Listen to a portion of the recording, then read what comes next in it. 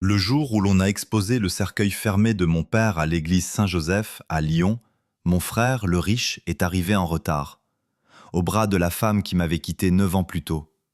Elle s'est penchée vers moi, son parfum aussi tranchant qu'une lame, et a murmuré. Alors, j'imagine que c'est moi qui ai gagné, non? Tu es toujours aussi fauché? Je n'ai pas bronché. Je savais exactement ce qui allait se passer. L'église sentait les lys et le café-filtre. Quelqu'un avait déjà sorti les grandes urnes en inox dans la salle paroissiale, comme si une dose de caféine pouvait colmater les brèches du chagrin. Dehors, l'air de la région lyonnaise avait ce mordant propre, celui qui vous pique le nez à la seconde où vous sortez de la voiture. À l'intérieur, tout n'était que son étouffé, le froissement des manteaux, les petites toux discrètes de ceux qui ne savent pas quoi faire de leurs mains, le grincement des vieux bancs de bois. Émilie se tenait à mes côtés, ses doigts chauds dans les miens. Ma femme, 49 ans, des yeux calmes. Le genre de femme qui ne meuble pas le silence juste pour le combler. Elle portait une robe noire toute simple et un manteau de laine qu'elle avait depuis des années. Pas de bijoux clinquants, pas de mise en scène. Ma mère était assise 2 rangs devant nous, les épaules voûtées, le regard fixé sur l'autel, comme si la force de sa contemplation pouvait changer le cours des choses. Papa, Robert Morin, était mort à 82 ans, d'une crise cardiaque, foudroyante, disait-il. Une chance, ajoutait-il. J'avais appris depuis longtemps que les gens disent une chance, quand ils ne savent plus quoi dire d'autre. Et puis, les portes du fond se sont ouvertes. Un courant d'air froid s'est glissé à l'intérieur, et avec lui, Marc. Mon frère, Marc Morin, 58 ans, consultant en nouvelles technologies, conseiller pour start-up, ou tout autre titre qui sonnait bien ce jour-là. Il a remonté l'allée centrale comme si l'église lui appartenait. Il portait un costume sombre, trop bien coupé pour être du prêt-à-porter, et ses chaussures brillaient comme s'il les avait cirées sur le parking. Il ne se pressait pas, ne baissait pas la tête. Il n'avait pas l'air d'un homme venu enterrer son père, mais d'un homme arrivant à un gala de charité. À son bras, il y avait Laurence. Laurence Vidal, 52 ans maintenant. La femme que j'avais failli épouser. Une robe noire qui valait sans doute plus que ma première voiture. Une coiffure faussement négligée qui avait dû prendre 1 heure. Des lèvres couleur de rose fané. Elle avait toujours eu ce talent pour paraître à sa place dans des pièces qu'elle n'avait pas bâties. Les têtes se sont tournées. J'ai senti l'onde de choc parcourir les bancs, comme un courant d'air dans les hautes herbes. Les chuchotements ont commencé aussitôt. C'est Marc, il a réussi à venir. Évidemment, qui est-ce avec lui? Et puis plus bas, plus méchant. Daniel est là aussi. J'ai entendu dire qu'il est toujours fonctionnaire à la ville. Marc, lui, il retombe toujours sur ses pattes. Cette vieille sensation familière a tenté de me grimper à la gorge, celle qui dit « Tu es le second rôle dans l'histoire de ta propre famille ». Je l'ai ravalée. Je n'avais plus 45 ans. Je n'étais plus dans ma cuisine à regarder ma vie se briser comme une assiette échappée. Marc s'est arrêté au bout de notre rang. Il m'a regardé comme s'il cochait une case sur une liste. « Daniel », a-t-il murmuré, d'un ton assez poli pour une église. « Merci d'être venu. » Il a tendu la main, un geste ferme, assuré, comme si nous étions de simples relations d'affaires. Je l'ai fixé un instant de trop. Pas par théâtralité, par habitude. Mon corps se souvenait encore de ce que cette main m'avait pris. Puis je l'ai serré, une fois, et l'ai relâché. C'est maman qui a insisté, ai-je dit. Le sourire de Marc s'est crispé. Bien sûr. Laurence s'est avancée, ses yeux balayant d'abord Émilie, rapide, calculateur, comme elle scannait une pièce autrefois, puis se posant sur moi. J'ai vu l'éclair de reconnaissance suivi de ce petit rictus au coin des lèvres. La même expression qu'elle avait 9 ans plus tôt, quand elle avait posé ma bague de fiançailles sur le comptoir, comme un article défectueux qu'on rapporte au magasin. Ça fait longtemps, a-t-elle dit. La prise d'Émilie sur ma main n'a pas changé. Elle n'a pas serré plus fort. Elle est juste restée là, comme une main stable posée au creux de votre dos quand vous descendez d'un trottoir. Pas assez à mon goût, ai-je répondu à voix basse. Laurence a eu un petit rire, comme si j'avais fait une blague. Toujours aussi amer. Je ne suis pas amer, je suis lucide. La mâchoire de Marc s'est contractée. Il n'aimait pas ça. Marc préférait les émotions que l'on pouvait gérer, celles des autres, pas les siennes. La voix du prêtre a commencé, douce et professionnelle. Les gens se sont levés, assis, agenouillés. Les rituels, toujours les mêmes. Mon esprit flottait. J'ai observé les épaules de ma mère tressauter quand la chorale a chanté. J'ai vu Émilie se pencher pour lui tendre un mouchoir, sans en faire tout un spectacle. Et j'ai regardé Marc. Il ne priait pas, n'essuyait pas ses yeux. Il consultait son téléphone sur ses genoux, le pouce glissant sur l'écran par saccades impatientes. À un moment, il a chuchoté quelque chose à Laurence qui l'a fait hocher la tête, son sourire bien trop éclatant pour un enterrement. Quand la cérémonie s'est terminée, tout le monde s'est dirigé vers la salle paroissiale. Le café, les petits gâteaux, les banalités pour masquer la peine. C'est comme ça qu'on a été élevé. Tu viens, tu manges un truc, même si tu n'as pas faim, tu racontes une anecdote sur le défunt, et l'espace d'une phrase, tu le fais revivre. La salle était surchauffée. Le café sentait le bon marché et le fort. Assiette en carton, biscuits industriels. Quelqu'un avait apporté un gratin qui reposait, intact, au bout de la table, parce que personne ne veut jamais être le premier à se servir à un enterrement. Je me tenais avec Émilie près du fond, laissant les gens approcher ma mère pour lui présenter leurs condoléances. Des anciens clients de la quincaillerie de mon père, un entrepreneur à la retraite, un voisin de son impasse pavillonnaire. Des hommes aux mains calleuses et des femmes aux coupes de cheveux soignées. Un grand type en blazer marine s'est approché de moi avec un sourire lent et respectueux. « Daniel Morin ?»« Oui, ai-je dit, prudent. » Il m'a tendu la main. « Thomas Reyes, du conseil d'administration de l'Office public de l'habitat. Je voulais juste vous dire que votre père était une figure de cette ville. Et j'apprécie ce que vous avez fait pour le projet de réhabilitation des Mûriers. Ces familles sont enfin stables. » Sa poignée de main était ferme, pas tape à l'œil, la poigne d'un homme de terrain. « Merci, ai-je dit sincèrement. C'était un travail d'équipe. » Derrière Thomas, j'ai vu la tête de Laurence pivoter vers nous. Marc s'est tourné, plissant les yeux comme s'il essayait de comprendre pourquoi ce nom avait de l'importance. « On se réunit le mois prochain pour la phase suivante, » a continué Thomas. « Je vous appellerai. Et Daniel, vraiment, merci. » Quand il s'est éloigné, l'air autour de moi avait changé, comme si la pièce avait basculé d'un degré. Laurence s'est approchée, ses talons claquant sur le carrelage. Marc la suivait, un demi-pas en arrière, comme s'il ne le voulait pas mais ne pouvait s'en empêcher. « Eh bien, » a dit Laurence en étirant le mot, « regarde-toi, toujours dans tes petits projets. » Je sentais à nouveau son parfum, floral, cher, agressif. Il m'a ramené 9 ans en arrière, à cette nuit où cette odeur était sur mon oreiller après qu'elle fût partie avec sa valise. « Tu as toujours ta voiture si raisonnable » a-t-elle ajouté, le regard balayant le parking comme si elle avait déjà vérifié. « Je conduis ce en quoi j'ai confiance » ai-je dit. « Je n'achète pas des choses pour convaincre les gens. » Son sourire a vacillé, un tout petit peu. Pas parce que mes mots étaient cruels, mais parce qu'ils n'avaient pas atterri là où elle le voulait. Elle me voulait sur la défensive, gêné, petit. Marc s'est penché, la voix basse. « Depuis quand tu sièges dans des commissions avec des gens comme ça ?» Je l'ai regardé, vraiment regardé. Le costume était parfait, mais la peau autour de ses yeux était fatiguée. Son sourire était un masque qu'il portait depuis trop longtemps. « Depuis que j'ai arrêté d'essayer d'impressionner le mauvais public, » ai-je répondu. Le regard de Laurence est devenu plus vif. « Alors, j'imagine que c'est moi qui ai gagné, non ?» a-t-elle chuchoté, assez près pour que son souffle effleure mon oreille. « Tu es toujours aussi fauché. » Pendant une demi-seconde, ma poitrine s'est serrée. Pas parce que les mots étaient nouveaux, mais parce que mon corps se souvenait de l'ancienne blessure. Puis j'ai entendu le sanglot étouffé de ma mère derrière nous. J'ai senti la présence d'Émilie à mes côtés, stable, réelle, et quelque chose en moi s'est apaisé.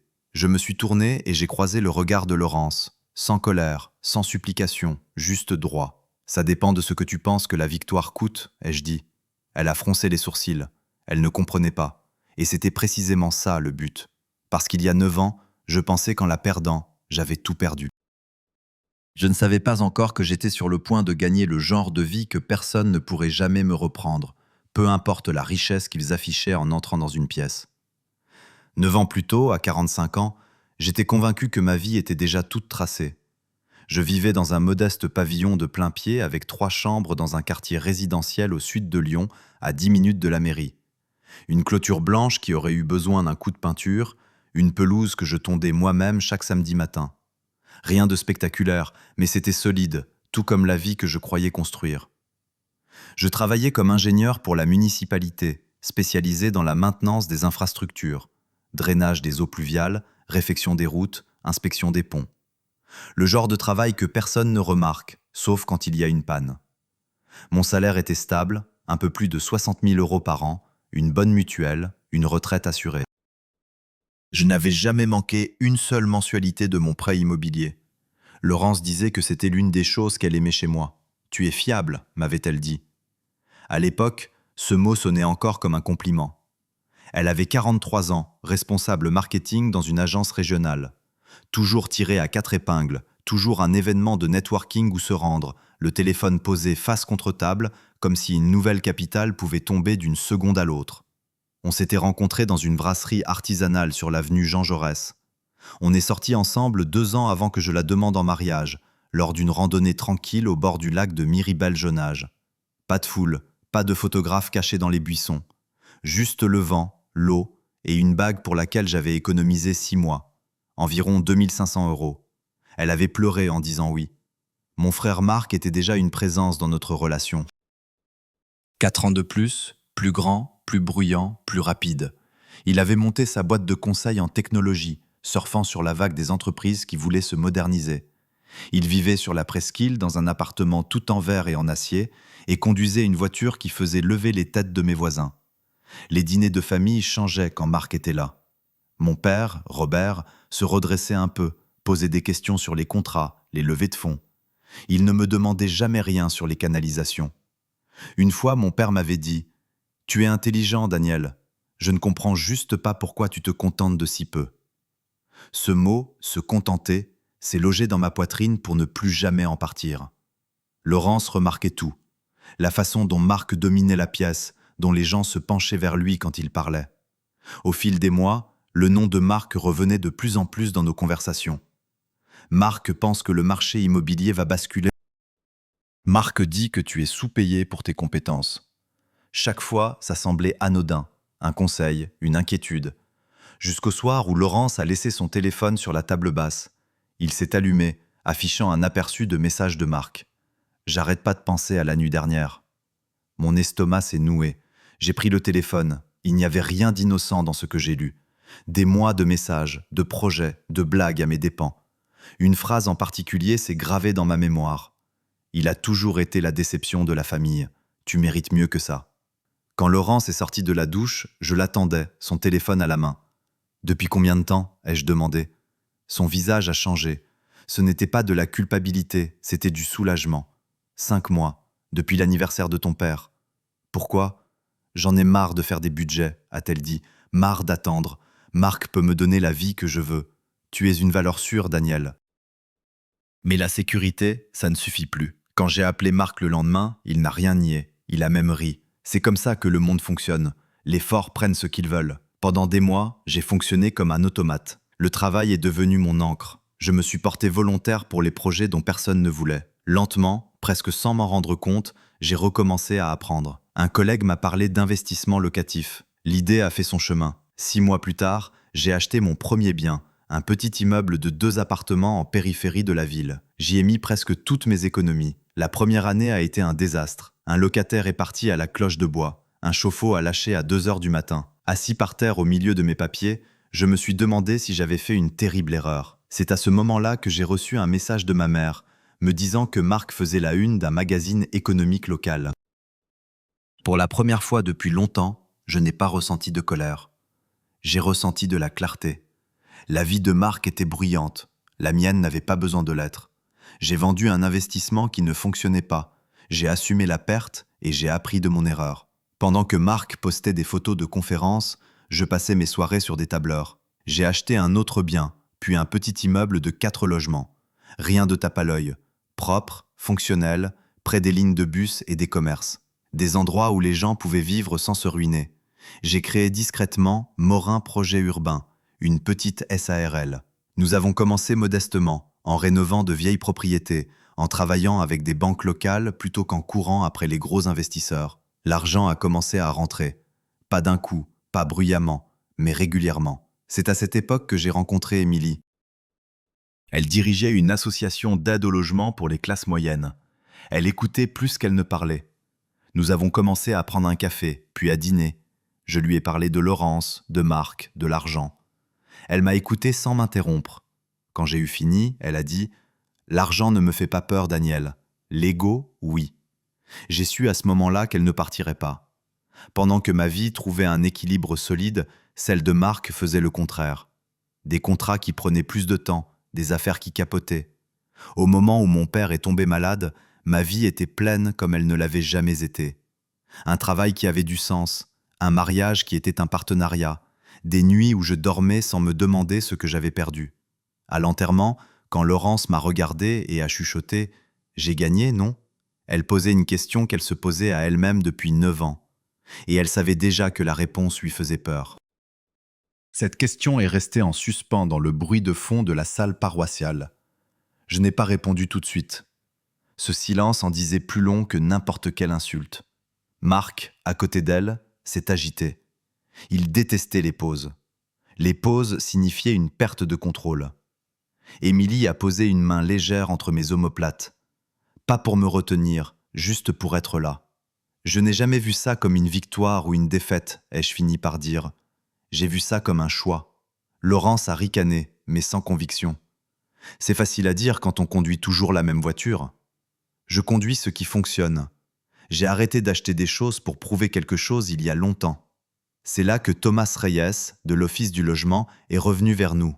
« Désolé d'interrompre », a-t-il dit, jetant un regard poli mais indifférent à Marc et Laurence. « Je voulais vous saluer avant de partir. » Il m'a serré la main à nouveau, plus fermement cette fois.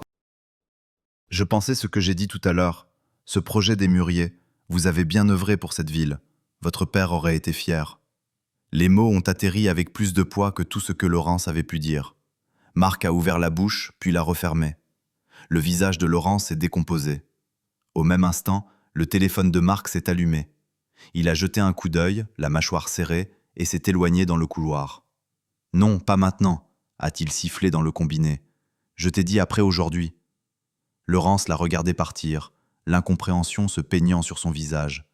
Puis son regard est revenu vers moi, fouillant. « Ça ne te fait vraiment rien ?» a-t-elle dit, presque comme un reproche. « Rien de tout ça ?» J'ai pensé aux nuits sans sommeil, aux années où personne n'applaudissait. « Si, ça m'a importé, ai-je dit, mais pas la course que tu étais en train de courir. » Marc est revenu, le visage crispé, le sourire envolé. « Alors quoi? Tu te crois meilleur que nous maintenant ?» J'ai secoué la tête. Non. J'ai arrêté la compétition il y a 9 ans. J'ai commencé à construire une vie dans laquelle je pouvais vraiment vivre. Elle m'a dévisagé et j'ai vu la prise de conscience s'installer. Elle avait couru après du bruit, confondant le mouvement avec le progrès. « J'espère que tu as trouvé ce que tu voulais », a-t-elle dit doucement. « Oui », ai-je répondu, finalement. Elle a hoché la tête, puis elle a suivi Marc vers la sortie, ses talons claquant plus vite qu'avant. Émilie est revenue à mes côtés, glissant sa main dans la mienne. Ma mère m'a regardé, les yeux fatigués mais chaleureux. « Il s'est trompé sur ton compte », a-t-elle dit. « Ton père. Il l'a su, à la fin, mais il ne savait pas comment le dire. » J'ai serré sa main. « Ce n'est pas grave. » Le parking était presque vide quand nous sommes sortis. Le ciel avait pris ce gris plat qui précède la neige. Nous sommes rentrés à la maison en silence. Le moteur de ma vieille Peugeot ronronnait de son bruit régulier et familier. Cette nuit-là, après qu'Émilie se fût endormie, je suis resté seul à la table de la cuisine. J'ai repensé à cette même place, 9 ans plus tôt, fixant une bague de fiançailles, convaincu que ma vie s'était effondrée. Je pensais avoir été rejeté parce que je n'étais pas assez. Ce que je n'avais pas compris, c'est que perdre Laurence n'avait pas été un verdict sur ma valeur. Ça avait été une libération. Marc et Laurence ont continué de courir. D'après ce que j'ai su, les contrats de Marc se sont faits plus rares, et Laurence a continué de changer de travail, de ville, de but. Je n'ai jamais souhaité leur malheur. Je me sentais juste détaché. Émilie et moi, nous avons bâti quelque chose de plus silencieux. Des matinées avec le café et le journal. Des journées de travail qui se terminaient sans angoisse. Des soirées où rien de spectaculaire ne se passait. Et c'était exactement ça, le but. La meilleure des revanches, ce n'est pas l'humiliation ou le ressentiment, c'est de construire une vie si pleine et si juste que ceux qui vous ont un jour méprisé n'ont plus aucune échelle pour vous mesurer. C'est choisir la substance plutôt que le spectacle, et la paix plutôt que les applaudissements. Et parfois, la victoire la plus éclatante est celle que personne d'autre ne peut voir.